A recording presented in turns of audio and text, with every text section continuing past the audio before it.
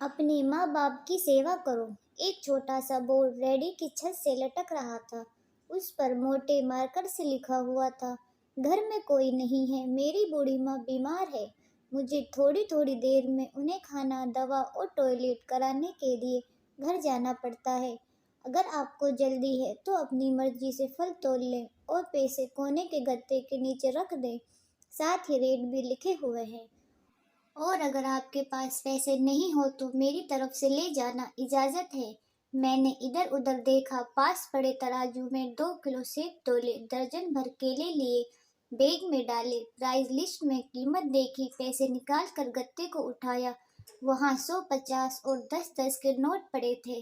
मैंने भी पैसे उसमें रखकर उसे ढक दिया, बैग उठाया और अपने फ्लैट पर आ गया। रात को खाना खाने के बाद मैं और मेरा भाई उधर निकले तो देखा एक कमजोर सा आदमी, दाढ़ी आधी काली आधी सफेद, मेले से कुर्ते पजामे में रेहड़ी को धक्का लगाकर बस जाने ही वाला था। वो हमें देखकर मुस्कुराया और बोला, साहब फल तो खत्म हो गए। नाम पूछा तो बोला सीताराम। फिर हम सामने वाले ढाबे पर बैठ गए। चाय आई, कहने लगा, पिछले 3 सालों से मेरी माता बिस्तर पर है, कुछ पागल सी हो गई है और अब तो फाजिल भी हो गया है। मेरी कोई संतान नहीं है, बीवी मर गई है, सिर्फ मैं हूँ और मेरी माँ।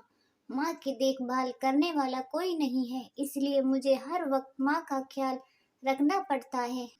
एक दिन मैंने माँ का पाँव दबाते हुए बड़ी नरमी से कहा, माँ तेरी सेवा करने को तो बड़ा जी चाहता है, पर जेब खाली है और तू मुझे कमरे से बाहर निकलने नहीं देती। कहती है तू जाता है तो जी घबराने लगता है। तू ही बता मैं क्या करूं। अब क्या गले से खाना उतरेगा, ने मेरे पास कोई जमा पूंजी है।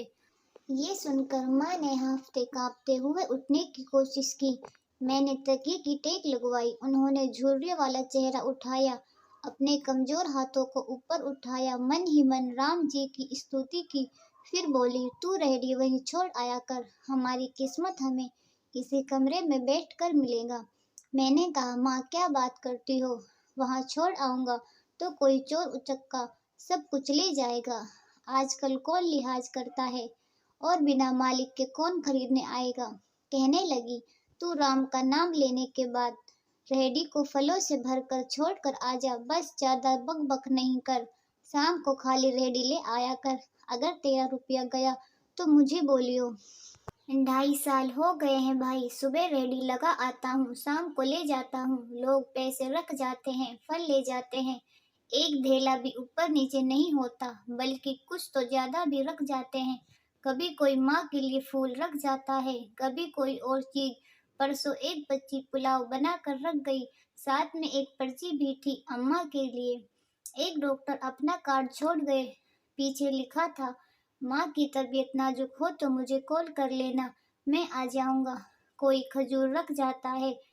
रोजाना कुछ ना कुछ मेरे हक के साथ मौजूद होता है, ने माँ हिलने देती है, ने मेरे राम कुछ कमी रहने देता है। माँ कहती है, तेरा फल मेरा राम अपने फरिश्तों से बिकवा देता है। आखिर मैं इतना ही कहूंगी कि अपने माँ बाप की सेवा करो और देखो दुनिया की कामयाबियाँ कैसे हमारे कदम चूमती है। अगर आपको कहानी पसंद आए तो हमारे चैनल को सब्सक्राइब करें और आपकी इस कहानी पे क्या राय है हमें कमेंट में ज़रूर बताएं। कहानी को अंत तक सुनने के लिए बहुत बहुत धन्यवाद।